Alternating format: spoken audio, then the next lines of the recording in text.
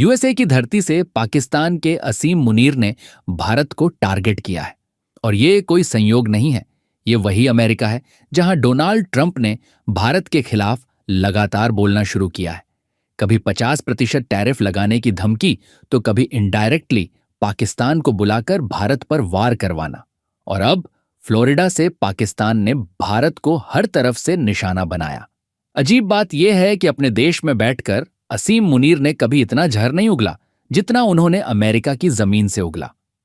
Florida से चली इस धमकी ने भारत में हलचल मचा दी है।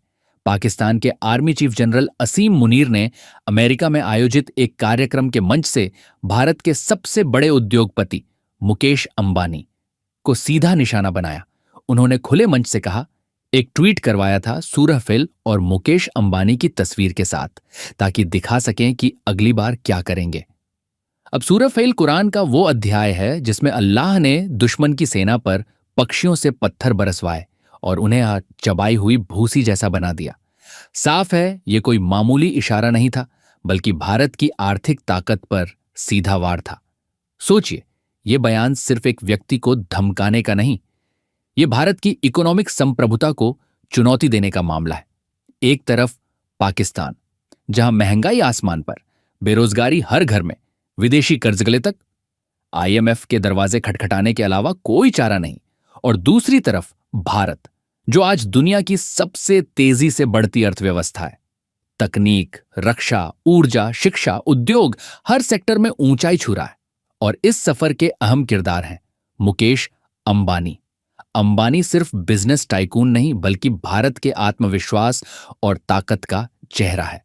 उनका विजन, इंडिया फर्स्ट, आने वाले 10 साल में भारत को टॉप 3 अर्थव्यवस्थाओं में पहुंचाना, रिलायंस इंडस्ट्रीज के जरिए करोड़ों नौकरियां, देश भर में बड़े प्रोजेक्ट और ऊर्जा व पेट्रोकेमिकल सेक्टर में मेगा इन्वेस्टमेंट, यह सब अंबानी की सोच का नतीजा है। जियो की शुरुआत ने टेलीकॉम सेक्टर में भूचाल ला दिया। सस्ता, तेज इंटरनेट गांव गांव पहुंचा। डिजिटल इंडिया का सपना सच हुआ। छोटे दुकानदार ऑनलाइन आए, स्टूडेंट्स को एजुकेशन मिली और भारत दुनिया का डेटा कैपिटल बन गया। आज रिलायंस का मूल्य 25.75 ट्रिलियन रुपए, यानी भारत की जीडीपी का 10%, और अंबानी की नेटवर्थ 8.5 लाख करोड़ रुपए, जो पाकिस्तान के सालाना बजट से लगभग 2 गुनी है। तो जरा सोचिए, पाकिस्तान जैसे दिवालिया देश, जिसके पास रिजर्व भी बस कुछ हफ्तों का है, वो भारत के एक उद्योगपति को धमकाने निकला है, जिसकी व्यक्तिगत संपत्ति ही उनके पूरे देश के बजट से ज्यादा है। यही है उनका डर, और यही है हमारी ताकत। असल में यह डर सिर्फ पैसों का नहीं, पावर का है।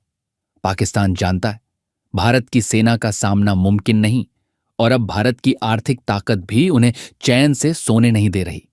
भारत का विकास सिर्फ सरकार की नीतियों या सेना की ताकत पर नहीं, बल्कि उन हाथों पर भी टिका है जो देश को आर्थिक रूप से मजबूत करते हैं।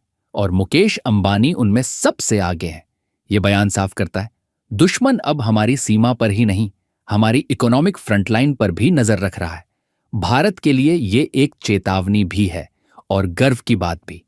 चेतावनी इसलिए कि दुश्मन अब हर उस व्यक्ति पर नजर रख रहा है जो भारत को ऊंचाई पर ले जा रहा है, और गर्व इसलिए कि हमारी तरक्की अब उनकी नींद उड़ाने लगी है।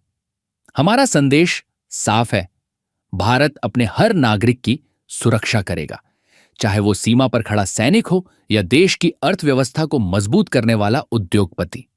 पाकिस्तान का डर हमारी जीत का सबूत है, और मुकेश अंबानी जैसे लोग उस जीत का चेहरा हैं